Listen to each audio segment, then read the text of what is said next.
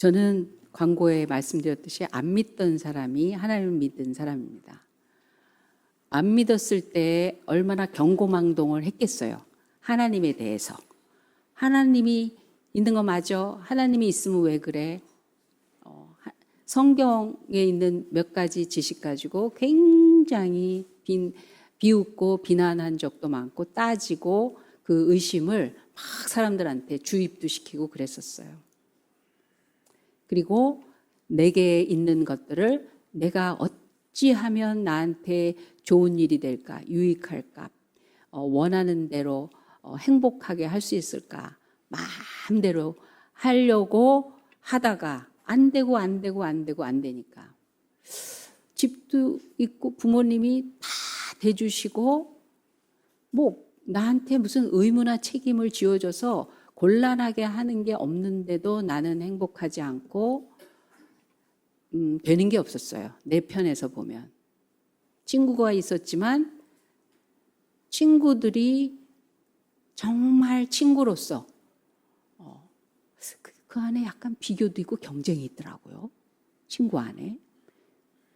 굉장히 절친해요. 정말 서로 유익하고 도움도 되고 그래요. 근데 비교와 경쟁이 있고 마음이 서운하고 섭섭한 거 항상 한쪽 구퉁이에 있고 마음에 안 드는 거 있고 그런 것들을 그냥 감안하고 사는 게 인생이라고 생각하기에는 너무 어렸어요. 진로도 내가 열심히 하던 또 내가 게을렀다라는 이유 때문이든 원하는 만큼 열리지도 않고 그 긴장의 시간이 나이가 먹으면 먹을수록 긴장하는 삶이 되더라고요. 누가 나를 뭐라 그러나? 나 앞으로 어떻게 되지?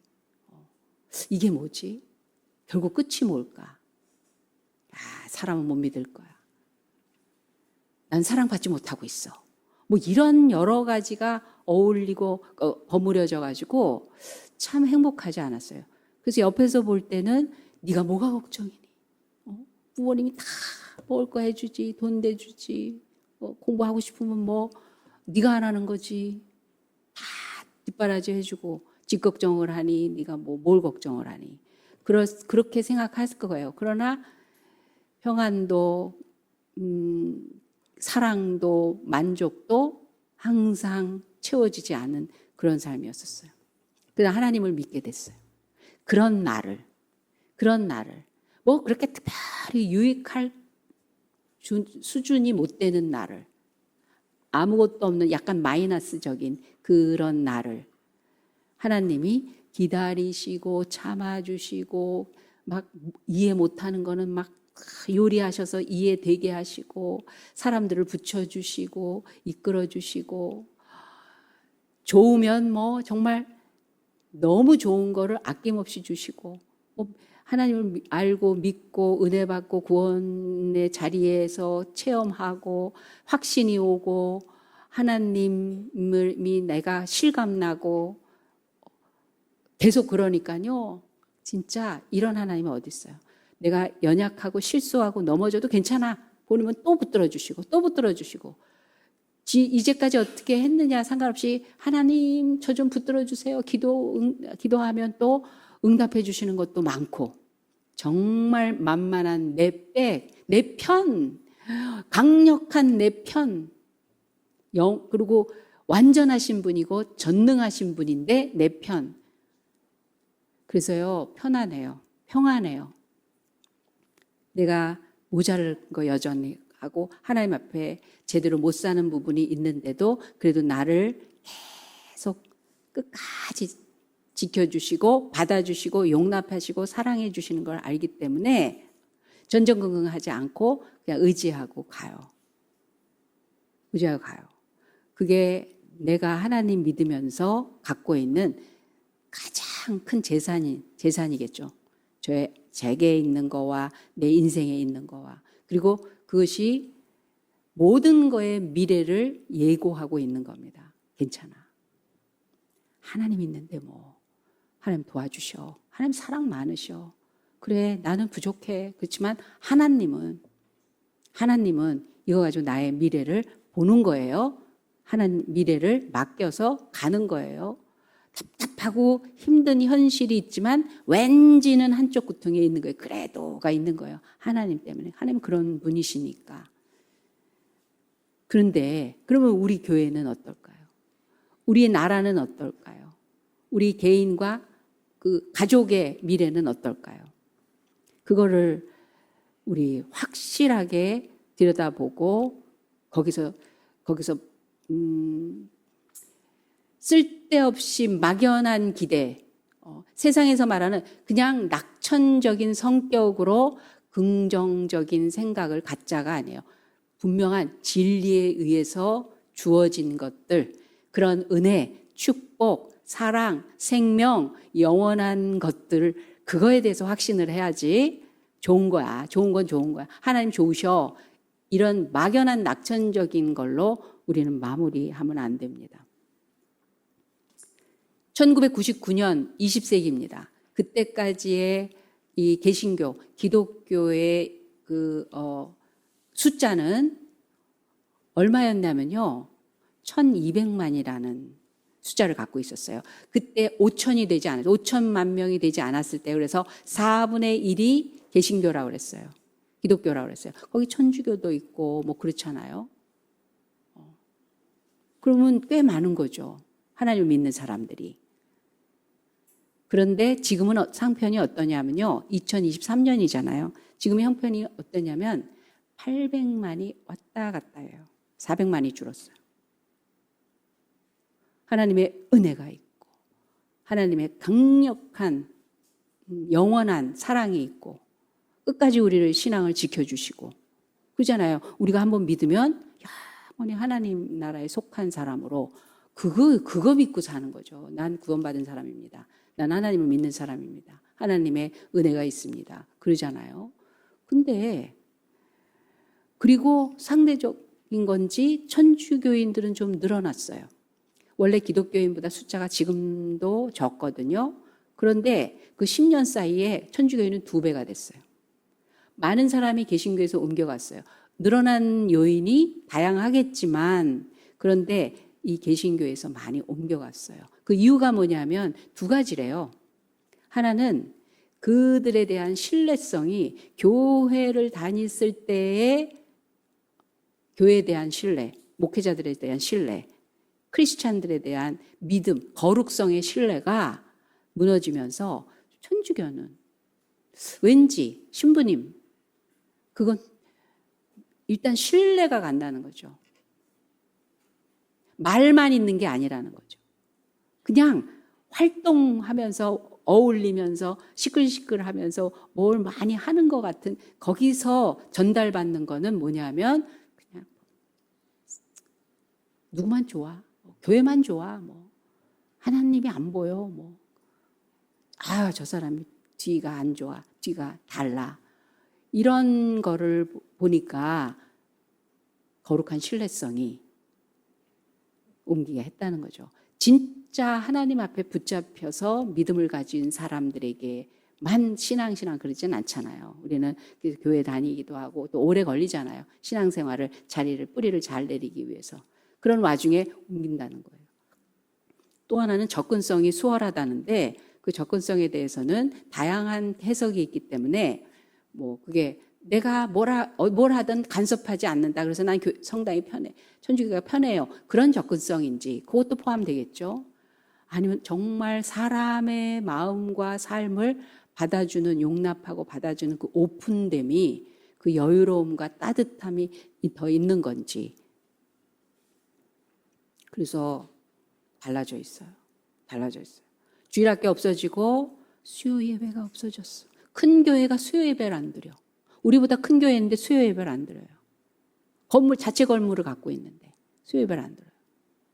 금요 저녁 예배도 기도회도 안 하는 데도 있고 새벽 예배 안 하는데 수두룩하고 그렇게 됐어요. 기도원 없어지고 그러면서 그 기도원 수련장 이런 곳에서 특별 시간들을 많이 영적 회복하고 채워지고 거기서 뭔가 길을 찾고 하나님 앞에 확실해지며 은사적인 그 체험을 가지고 사명을 막 더 키워가고 이랬던 믿음의 문화, 신앙적인 문화들이 이제 재미가 없어졌어. 그래서 목사님들의 모임도 기도원 모임이 기도원이 있어야 모이지.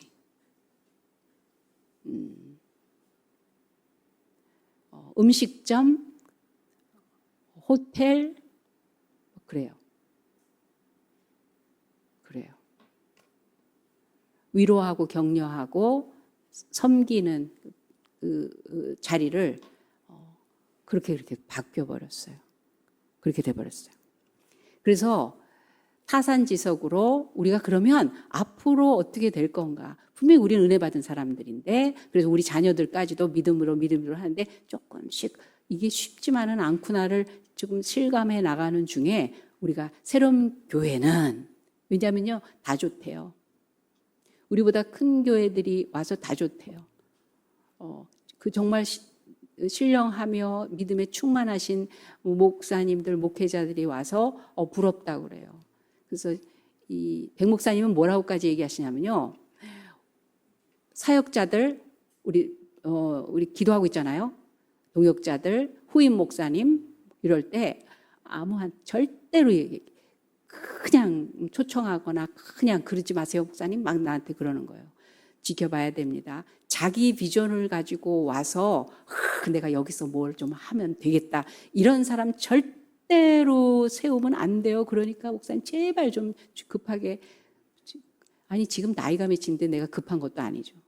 그렇게 하지 마세요. 물론 오카노 목사님도 5년을 인턴십을 같이 하셨어요. 지금 오정현 목사님은 5년을 LA,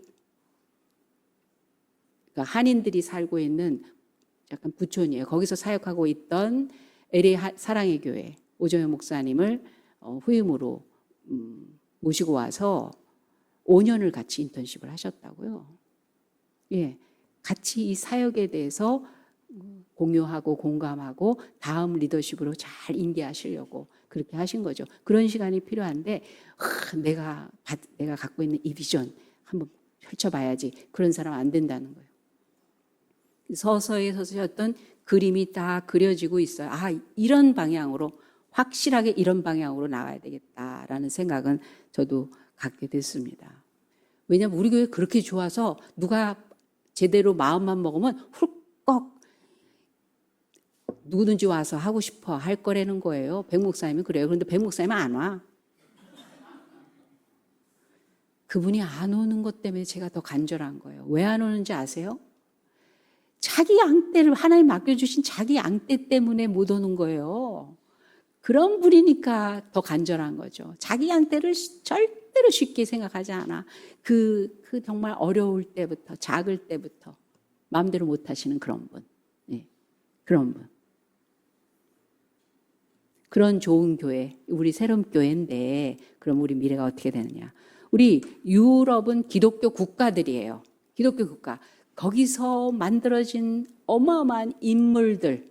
여러분 마틴 루터, 켈빈, 존 켈빈 같은 사람 개혁을 한 사람이에요. 그 타락한 시대를 하나님의 은혜로 다시 한번 막 새롭게 한 그런 인물들이에요. 그런 교회들이에요. 그런 것이 가득한 그 대륙입니다. 유럽은. 우리가 관광 가서 보면 막 황홀하잖아요. 너무 아름답고 멋있고. 그래서 각 나라들마다 교회 없이 그 유적지가 교회 없이는 그 아름다움을 유지할 수가 없어요. 그래서 과연 유럽 교회는 지금 어떻게 돼 있는가? 이 유럽의 기독교는 지금 어떻게 돼간 건가? 한번 그거를 영상으로 살펴보겠습니다. 이게 좀 교회가 없는 유럽의 풍경은 상상하기 어렵습니다. 좀 과장해서 말하자면 유럽에선 500년도 안 된 교회는 오래되었다고 치지도 않습니다. 이런 전통 넘치는 교회들이 수십 수백 개씩 들어서 유럽의 도시들을 더욱 고풍스럽게 만들죠. 하지만 오늘날의 유럽의 이 교회들은 점차 해결하기 어려운 무거운 짐이 되어가고 있습니다. 유지하자니 보수비가 너무 많이 들고 방치하자니 도심의 미관과 안전을 해치는 흉물이 되니 말입니다. 유럽에 이런 문제가 생긴 건 신자가 대폭 줄었기 때문입니다. 그래서 이는 단순한 교회의 존폐 문제가 아닙니다. 이를 분석한 미국의 대표적인 전국지인 USA 투데이는 유럽에서 교회가 죽어가고 있다며 더 이상 유럽을 기독교 국가라고 말하기 어려워졌다고 진단하고 있습니다. 오랜 세월 기독교의 중심지였던 유럽에 무슨 일이 일어나고 있는 걸까요? 유럽에선 워낙 오래된 교회가 많다 보니 웬만해선 보호 대상인 유적지로 지정되지도 못합니다. 많은 교회는 전적으로 교인들의 헌금에 달려있죠. 옛날처럼 특정 가문의 전폭적인 후원을 기대할 수 있는 시대도 아니고요. 그런데 교회 예배 참석자가 고작 노인들 30-40명뿐인 교회가 수두룩합니다. 인구가 적은 시골로 갈수록 이 문제는 더 심각하죠. 대부분의 이 역사적인 교회 건축물들은 50년마다 대대적인 복원공사가 필요합니다. 이 비용을 감당할 수 없게 된 유럽의 교단들은 교회 건물을 잇따라 민간에 내놓고 있죠. 구글에 잠깐 검색만 해봐도 부동산 중개업소의 매물로 올라온 교회가 수두룩합니다. 성스러운 교회를 거주지로 개조하면 천국을 맛볼 수 있다며 교회 매입을 부추기는 달콤한 광고도 적지 않죠. 매각된 교회는 서점, 카페, 레스토랑, 아파트, 호텔, 유치원, 극장, 박물관 등 다양한 용도로 사용되지만 때론 매우 불경한 장소로 쓰이기도 합니다. 신성시 되던 교회가 하루아침 사이에 나이트클럽이나 스트릿바로 변신하기도 하죠. 독실한 신자들의 비난을 감수하지 않을 수 없을 만큼 유럽의 많은 교회가 다급한 처지라는 뜻입니다. 영국의 성공의 교회는 총 16,000개 정도 됩니다. 이 중 4분의 3이 일종의 문화재인 역사적 건물입니다. 하지만 영국 성공회는 지금 큰 위기를 맞고 있습니다. 교회의 4분의 1 이상이 일요일 예배 참여자가 20명도 안 됩니다. 이미 1980년대부터 30년 동안 9,000개의 교회가 문을 닫았습니다. 이 와중에 스코틀랜드 에든버러에 있는 한 루터 교회는 프랑켄슈타인이라는 술집으로 바뀌었고 브리스톨에 있는 세인트폴 교회는 서커스 훈련학교가 새 주인이 되었습니다. 교회의 높은 천장이 서커스의 딱이었죠. 맨체스터 북쪽의 작은 도시인 클리데루의 한 감리교회는 놀랍게도 이슬람 사원이 되었습니다. 하지만 영국에서는 아직도 1,600개 정도가 신자 없는 교회라 추가적인 폐쇄나 판매가 불가피합니다. 오죽하면 지금 영국은 미국 남부의 침례 교단으로부터 선교 대상지로 지정되어 있습니다. 미국 남부 교회의 영향을 받는 우리나라의 개신교들도 수시로 영국에 선교하러 다니죠. 한때 세계 선교의 중심지였던 영국의 위상을 생각하면 정말 격세지감입니다. 프랑스엔 15,000개의 역사적 교회가 있습니다. 이들 교회는 뭐 프랑스, 이태리, 네덜란드, 독일 뭐 똑같습니다. 지금 상황이 똑같습니다. 근데 이거는 그냥 있는 사실을 가지고 지금 얘기를 하는데 우리는 그렇지 않을 수 있잖아요. 우리는 얼마든지 그들이 그렇다 할지라도 우리는 그렇지 않을 수 있는데 문제는 왜 그렇게 됐느냐는 원인을 들여다본 거예요. 원인을 찾은 거예요. 첫 번째로 왜 이렇게 됐냐면 출산율 저하래요. 우리 0.78이에요. 두 사람이 남자와 여자가 결혼을 했잖아요. 두 사람이 가정을 이룹니다. 그러면 두 사람이 나와야 유지가 되는 거예요. 인구가. 둘이 지나도 둘이 남아있으니까. 근데 하나 낳는 경우가 많잖아요. 그죠? 셋 이상 낳아야 늘어나는 거예요. 감사합니다. 셋. 우리 잘하셨어요. 이명수 사님 공이 큽니다. 5도 있어. 멋 모르고 했는데 5. 이렇게 정말 훌륭한 일을 해내는지. 출산율 저하는 그냥 아이만 안 낳는 게 아니에요. 그런 형편과 사고방식과 모든 것들이 종합해서 애 낳지 말자가 나오는 거예요. 애 낳지 말자. 그리고 그런 정신으로는 부모님이 되는 그 마음가짐도 굉장히 이기적으로 변했다는 거예요. 아이를 낳으면 나 어른이 됐었어요. 옛날엔 기본적으로. 그렇죠. 아이를 낳으면서는 그냥 어른이야. 자기 이기적인 것들을 그냥 자식 때문에 본능적으로 자식한테 집중하다 보니까 이기적인 거, 자기중심적인 거, 나 좋은 거 이런 것들이 너 좋은 대로 바뀌고 같이 어우러지는 거로 자기 희생과 포기를 그냥 하는 건 줄 알았어요. 하는 건 줄 알았어요. 내 입에 들어가는 거 다 자식에게 들어가는 거 이런 줄 알았어요. 나도 자아 실현을 해야 되니까 너는 여기까지야. 이렇게 하는 거는 상상도 할 수 없었어요, 옛날에는. 그런데 아이를 안 낳는 거, 적게 낳는 거라는 그 자체는요, 이게 아이와 똑같은 수준의 사고, 방식, 나라는 걸 그대로 유지하겠다라고 하는 그런 사고방식에서 나오는 거예요. 너무 힘들다는 거예요. 아이 한 명이 3억이라는 거예요. 요즘 물가가 올랐으니까 3억이 더 많아졌겠죠?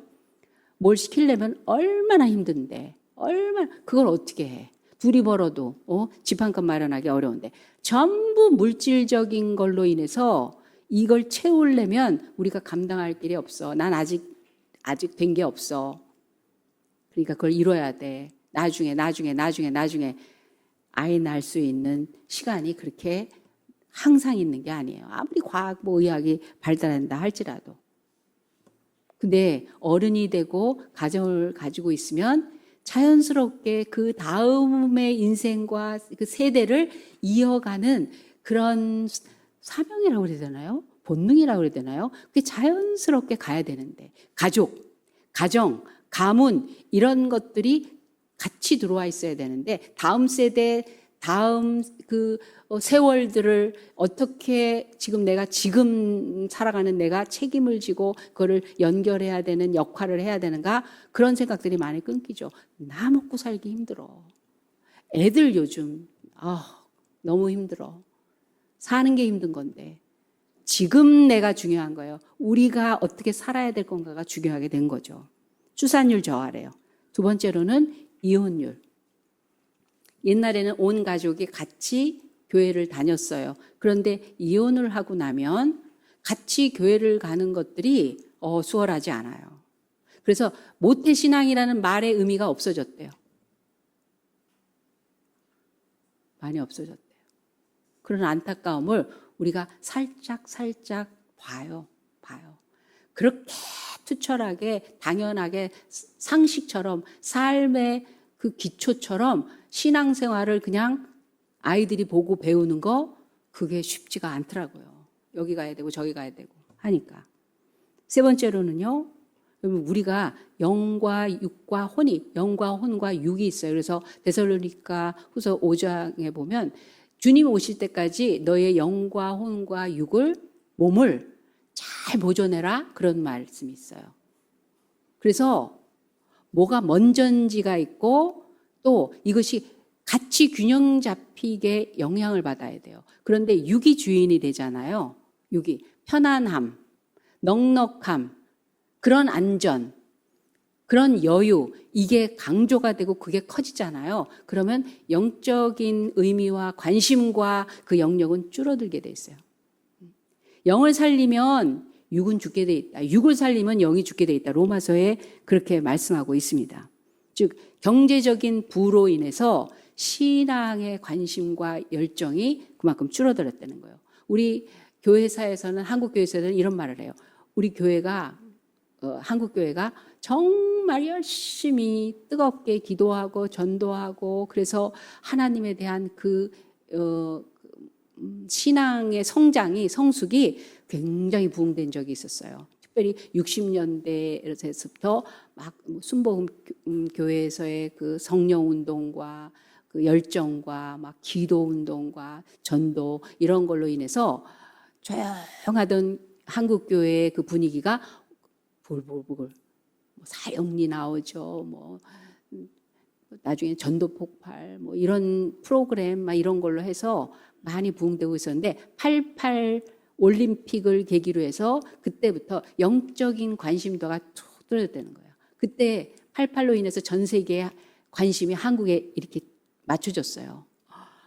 우리나라가 막 발전하기 시작하는 거예요. 돈이 들어오기 시작하는 거예요. 교회도 큰 거, 많은 거 이런 걸로 취하기 시작했어요. 큰 교회, 많은 교회, 성도들이 많은 교회. 몇 명이냐?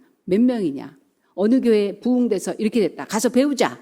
그러면서 몇 명, 목사님들이 한 영혼을 하나님 앞에서 정말 진땀을 흘려가면서 영적으로 인도하는 그런 보람, 그런 사명, 그런 가치를 가지고 감당하는 목회자의 철학이 아니라 이번에 합시다. 당연히 부흥해야죠. 그런데 목표가 숫자가 되고 목표가 물질적인 단위가 되고 이 정도 이 정도에서 움직여야 된다. 하는 일도 큰 교회는요 많아요.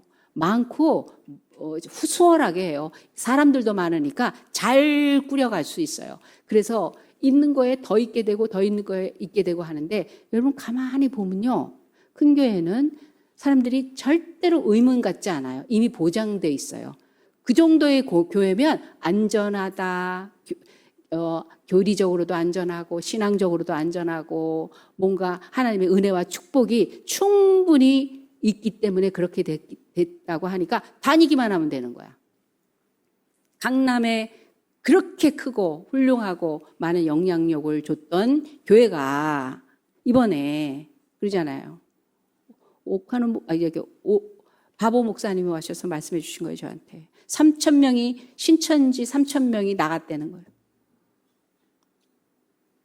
주일날 아침에 목사님이 그러셨대요. 그 전에 사전 조사가 돼갖고 명단이 다 올라왔대요. 어느 부서, 어디, 누구, 장로님 이름서부터 다 올라왔대요. 그래서 그랬대요. 한번 결정을 하신 거죠. 나한테 명단이 있습니다. 내가 이름을 호명해 드릴까요? 아니면 알아서 나가겠습니까? 그랬더니 쭉 일어나서 나가더래요. 오랜 기간 동안 묵으면서 그렇게 영향을 준 거였어요. 그걸 몰랐어? 그걸 몰랐어.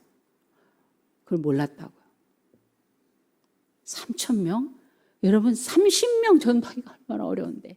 근데 거기는 잘 모여요. 왜? 믿고 오는 거예요. 그 정도 교회라면 유명하고 먹을 것도 많아. 프로그램, 영적인 거 뭐 좋죠. 좋죠. 그 7만 명, 8만 명, 10만 명 되는 교회에서 3,000명이나 그냥 모여든 교회, 사람들이 인정할 만한 그런 좋은 교회인데 왜? 그러니까 그 정도 크기까지는 인정할 만한 게 있다는 거죠. 그런데 개인적인 건 다르더라고요. 개인의 신앙은 다르더라고요. 모델 교회를 세우기 위해서 일부러 그렇게 강남에다 일부러 크게 지은 교회예요. 우리 교회도 우리나라도 기념될 만한 교회가 하나는 있어야 된다. 유럽은 뭐 이런 교회 저런 교회 스펄전 목사님 타버네클 철치라고 성막교회 거기 유적지잖아요. 그 노인들 10명 16명 앉아 있더랬는데 지금 어느 목사님이 가보니까 그럴 만한 그런 유명한 전통적인 한국 교회를 대표할 만한 그런 건물을 가진 교회가 없다고 해서 이런 교회는 있어야 됩니다. 그리고 목사님들이 와서 축사하시고 그런 걸 제가 알아. 그런 예배 예식이 있었어요. 그걸 세우면서. 그런데 그 교회에서 신천지가 활발하게 있다고요. 그리고 달라진 국가의 역할, 네 번째로는 그 이유가 그렇대요. 뭐냐면 고소득하고 복지 국가가 됐다는 거예요. 고소득으로. 여러분 복지는 제도와 법이 하는 건 최소한 해야 돼요. 옛날에 교회가 했다는 거예요. 이웃이 했다는 거예요. 내가 했다는 거예요. 사람이 했다라는 거예요. 같이 어우러지는 사람들이 십시일반으로 같이 어우리고 함께하고 그러면서 먹을 것만 오는 게 아니라 용돈만 오는 게 아니라 사람을 만들어줬다는 거예요.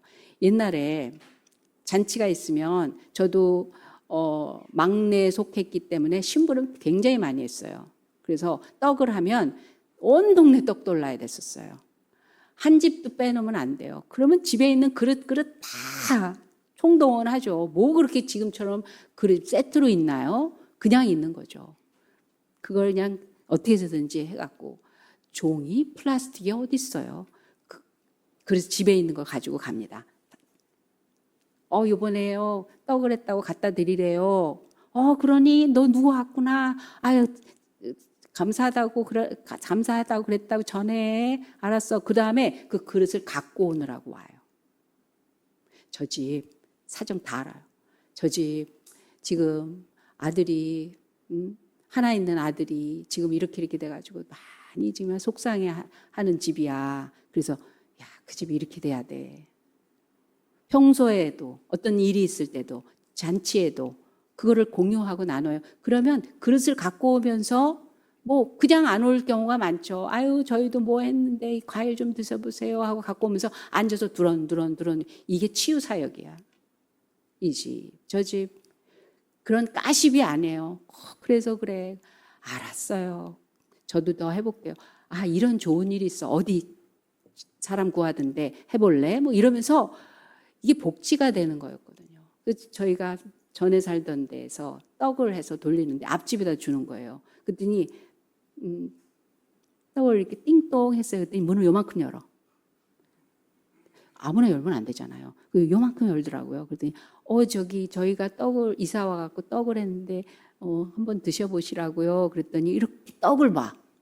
그러더니 잠깐만 기다리세요. 그랬더니 집에 가서 자기 그릇 갖고 와갖고 그 중에서 하나 이렇게 해갖고 저희 이것만 먹으면 돼요. 그렇게 살았어요. 그렇게 배웠어요. 그렇게 들었어요. 집에서 뭘 가르치는 거예요, 애들한테. 학원 가라, 시간 지켜라, 점수 잘 받아라, 착한 사람 되라, 교회 갔니? 시간, 뭐 이런 거 가르치세요. 복지가 돼야지, 집에서도 복지가. 집에서도. 교회에서 복지를 했는데 나라와 법이 그걸 대신하니까 하나님 안 찾아도 돼. 하나님 안 찾아도 돼. 진짜 하나님 학교에서 이런 일이 있었어요. 선생님이 애들한테 이렇게 얘기한 거예요. 예, 지금 너희들이 뭐 종이 떨어뜨려 뭐 이거야 지저분하게 쓰잖아요. 막 그러고 나면 여기 청소하시는 분이 너무 힘들지 않겠니? 마당 청소해야지, 복도 청소해야지, 각 교실 지저분하지, 막 물건들 수거하고 뭐 이런 거 많잖아요. 굉장히 힘들잖아요. 그렇다고 이 사람을 뭐 열을 써요, 다섯을 써요, 하나 쓰잖아요. 그러니까 힘드시다. 그랬대요. 그러니까 우리가 좀 잘 쓰자. 그렇게 얘기했더니 한 애가 아니 돈 받고 일하는데 당연히 할 거라는 건데 왜 우리가 그걸 해야 돼요? 이러더라는 거예요. 싸가지가 없어서 그런 말을 했나요? 얘는 논리예요. 논리예요. 논리라고요. 왜? 복지는 그 사람의 형편과 처지는 법이 하고 돈이 하고 제도가 하고 나라가 해야 되는 거예요. 기관이 해야 되는 거예요. 여러분 AI가 굉장히 발달됐지만 사람은 사람답게 못 만들어요. 사람은 사람답게 못 만들어요. 편안한 어떤 그 기능을 제공을 하는 거지. 내가 수도 없이 다양한 감정을 100가지의 감정을 하루 종일 움직일 때 아침에 일어나서 기계가 그런데요. 안녕히 주무셨습니까? 부엌에 불 좀 켜줘. 텔레비전 뉴스 틀어줘. 오늘 날씨가 어때? 다 얘기해 준대요.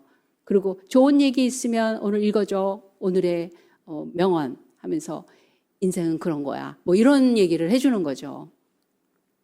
안녕히 다녀오셨어요. 그런 얘기 하는데 그게 나를 내 인생을 채우고 만져주고 나의 그 변화무쌍한 나도 어쩌지 못하는 나에 대해서 크게 품어주고 그거를 가려주고 정말 아픈데 만져주고 하는 그런 감성이 있냐고요. AI는 죽었다 깨나도 그거 못해요. 실제로 그걸 하려고 많이 개발이 됐는데 인사 잘하고 서비스 잘하고 하면서 많이 개발이 됐는데 그거를 데이터를 집어넣는데 조 단위래요. 그 조 단위의 데이터가 이 기계에 들어가서 그거를 그때그때마다 꺼내 써야 되는데 이게 충돌이 돼 갖고요. 오히려 퇴보됐대요.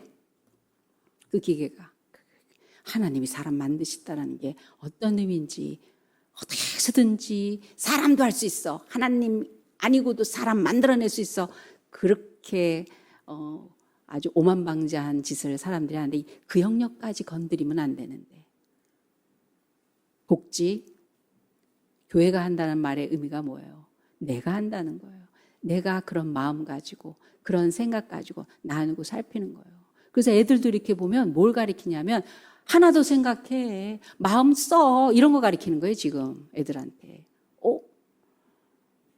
이거 그냥 제가 먼저 왔는. 아니, 교회는 공동체가 같이 어울리는 자리인데 자기가 먼저 왔기 때문에 자기가 여기 쓰는 거 다른 애가 쓰지 못하게 얘기를 하더라고요, 또.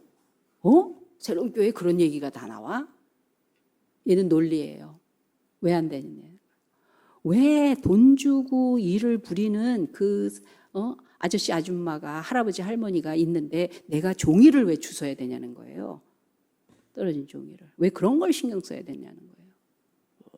사람이 뭔지 삶이 뭔지 보고 배우지 않으면서 그러다 보니까 이건 돈 많이 드는 걸 하지 말자. 나한테 손해보는 걸 하지 말자. 돈은 빌려다 쓰자. 빌려다 쓰자.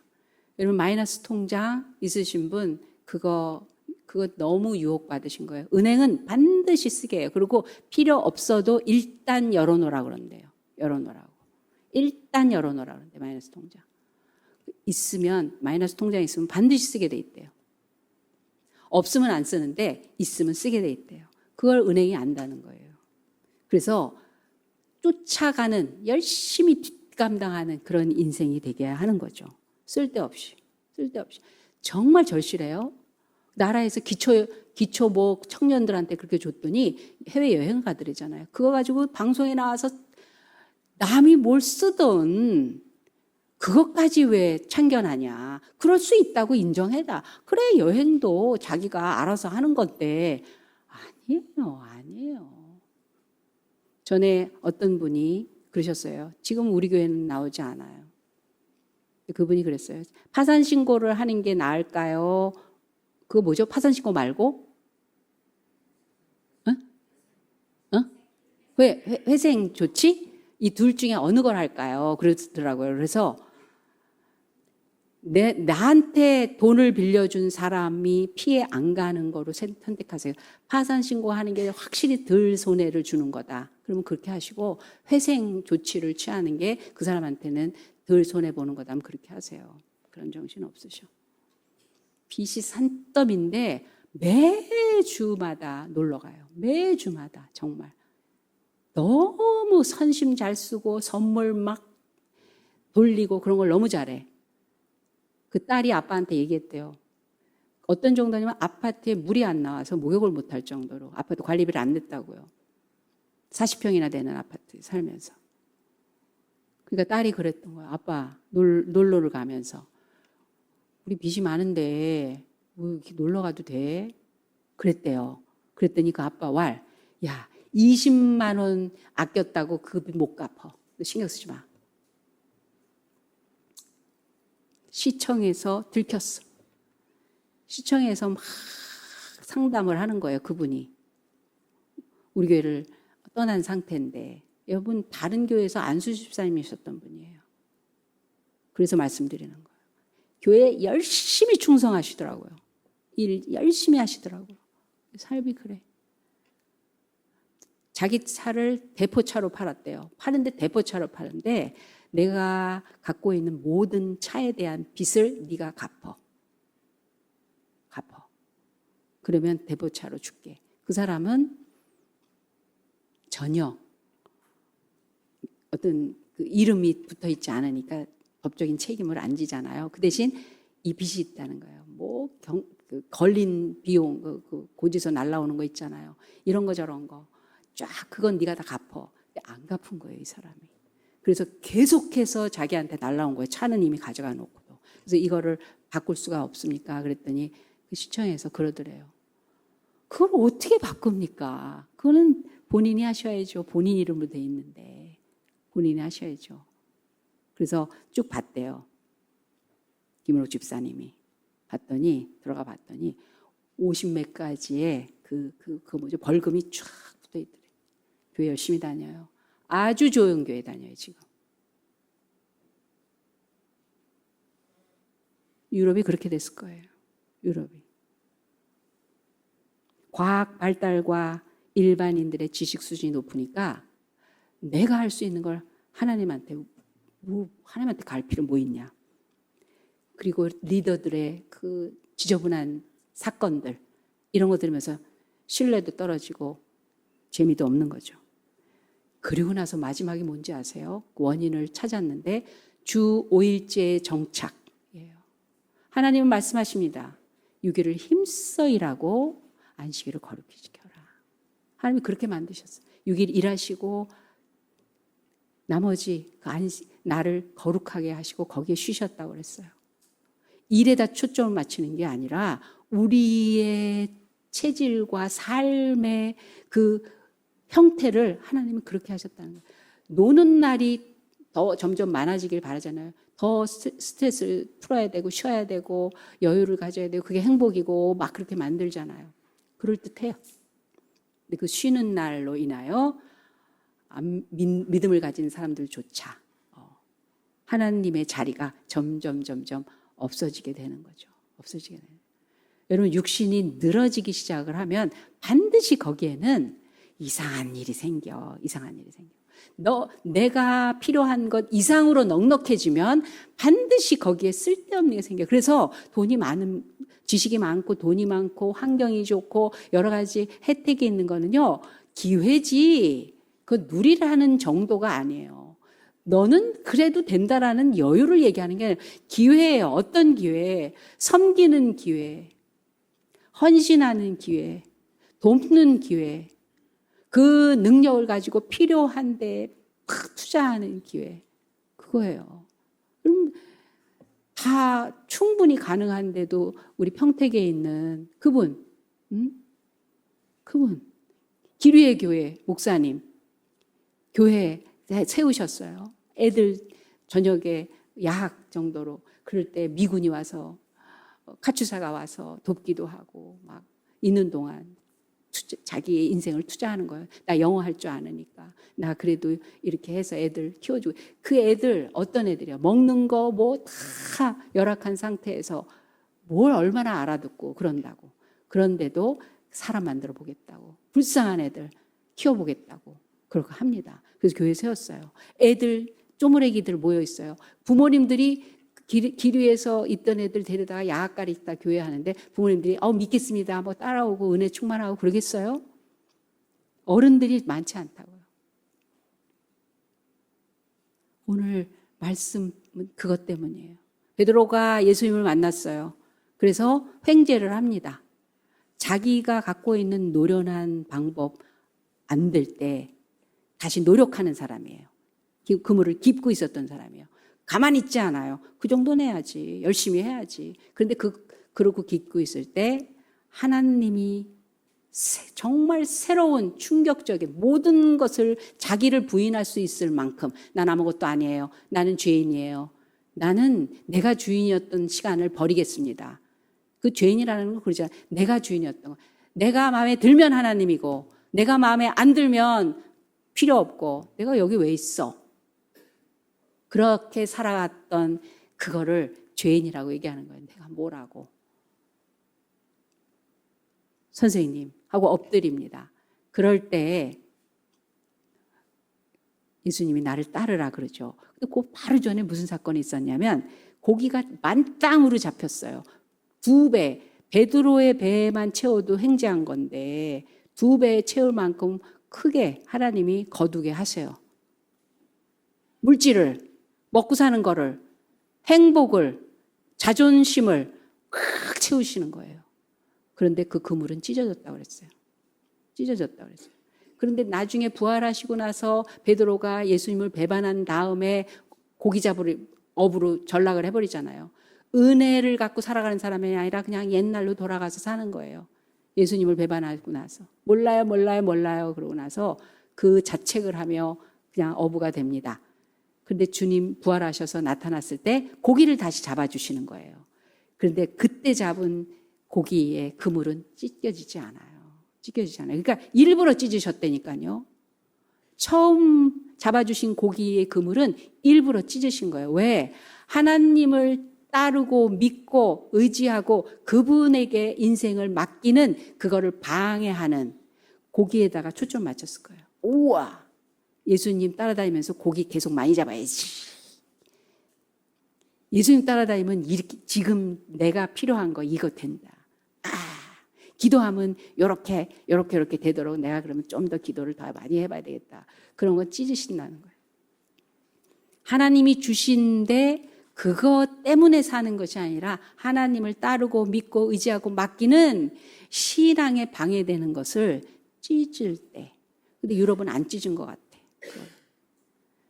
유럽이 주의를 잃어버린, 젊은이들이 주의를 잃어버린 가장 직접적인 원인은 축구래요.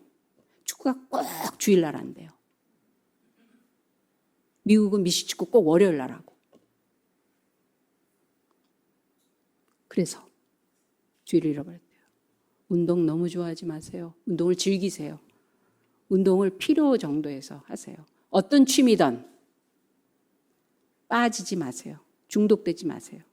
어떤 지식이든 어떤 유능한 기능이든 하나님 믿고 따르고 의지하는 그리고 사명 감당해야 되는 그런 일에 방해가 되면 찢으세요. 하나님 그거 안 찢으실 때가 있다니까. 사명 주시고 그거를 이루는 제자의 자리로 다시 부르실 때 안 찢으셨다니까요. 그걸 그대로. 왜? 거기에 미치지 않을 베드로인 걸 아는 거예요. 자기에게 지금 주어진 좋은 횡재, 그거라면 하나님 믿으면 말이야.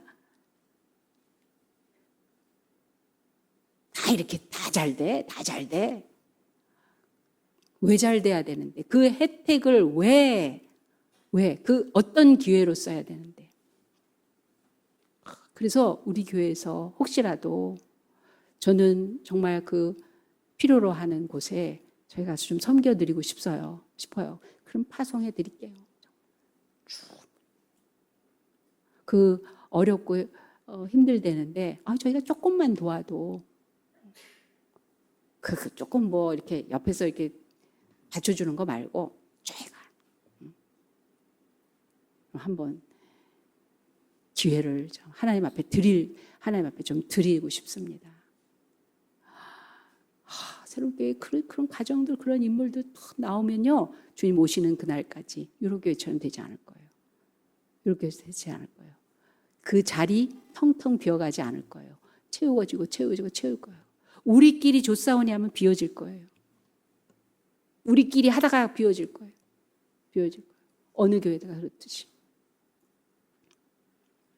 새로운 교회는 요일을 찢었어요. 주말, 공휴일, 휴가 이런 거 찢은 사람들이에요. 우리 선생님들 봐도 그렇고 우리 부모님들 봐도 그렇고 우리 섬기는 사람들 그렇고. 왜? 하나님이 쉬게 하시는 그 자리, 하나님이 놀게 하시는 그 자리, 하나님이 웃게 하시고 하나님이 해답을 주시고 하나님이 우리에게 넉넉하게 하신 그 자리에 있겠다는 거죠. 그 자리에. 하나님의 은혜가 있는 교회는 세상에서 좋아하는 하나님 없이도 좋다고 하는 거를 거기에 돌아보지 않는 그런 교회입니다. 내가 이제까지 얼만큼 이뤘나에 대해서도 신경 쓰지도 않아요. 바울처럼 표대를 향하여 앞으로 전진하는 아직도 여전히 가야 할 그 목표를 향해서 여전히 처음처럼 그렇게 가는 교회가 될 겁니다. 그래서 그런 일꾼을 세울 거예요. 내년에 우리 창립주일에는 일꾼 세울 거예요. 우리 신목사님께서 항상 이제 세워도 돼. 세워 그러셨어요. 네, 다 같이 움직이는 그 시간이 어느 정도 되면 그때 교회의 믿음의 어른 세우고 거기서 또 왕성하게 그렇게 할 거예요. 여러분들이 다 같이 협조해서 아이들까지 다 같이 갈 수 있는 이 시간까지 왔어요. 근데 이제는 진정한 리더십 세울 거예요. 장로님 세울 거예요. 안수 집사님 세울 거예요. 그래서 제가 개별적으로 얘기도 하고 그다음에 다음 주에는 그 기준을 얘기를 해드릴 거예요. 그런 걸 사모하시기 바랍니다. 내조는 그런 걸 하는 게 내조입니다. 그런 직분자를 세우고 인간의 한계를 뛰어넘어 하나님이 주시는 열망과 각오를 내어놓는 자, 그걸 세울 거예요. 있는 자리에서 그냥 배치를 다르게 하겠다는 게 아니라 새로운 세계로 과감하게 나가는 자를 통해 교회는 앞으로 계속 전진할 거예요. 그것만이 새로운 교회가 주님 오실 때까지 진정한 참된 교회로 존재하는 비결이 될 것입니다. 이런 사람이 예수님 앞에서 베드로처럼 네, 따르겠나이다. 순종하는 거예요. 하나님께 순종합니다. 한나는 아들을 소원할 때 아들을 자기 걸로 가져가는 아들이 아니라 하나님께 드린 아들이 됐어요. 그 은혜와 혜택을 왜 기회로 만든 거예요? 하나님 쓰세요로 바꾼 거예요. 은혜 있는 교회. 하나님 앞에 믿음과 은혜와 축복으로 뒤집어져서 그래서 순종하는 교회. 그런 성도들에게 하나님은 영혼을 맡기시고 그 모든 삶을 가장 좋은 것으로 채워주실 것입니다. 기도하겠습니다. 하나님 아버지 감사합니다.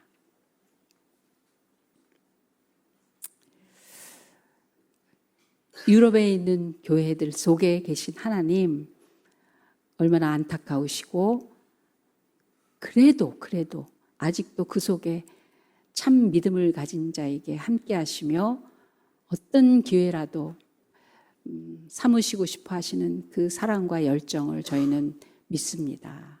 주님, 선교의 그 1등 가던 나라가 선교 대상자가 됐다니 두렵습니다.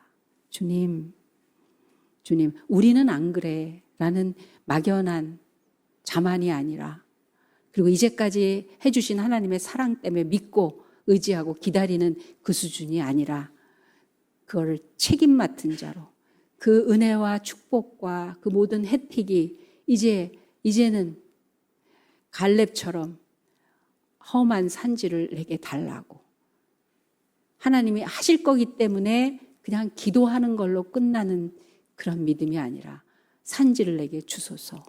아직 믿음 있고 아직 건강하고 아직 시간이 있을 때 하나님께 처음 마음 가지고 살겠다고 고백했던 출애굽할 때의 그 믿음 그대로 그렇게 가나안의 자리를 뿌리를 내린 갈렙처럼 그 믿음 주님 오실 때까지 끝까지 가는 새로운 교회들이 되기를 원합니다.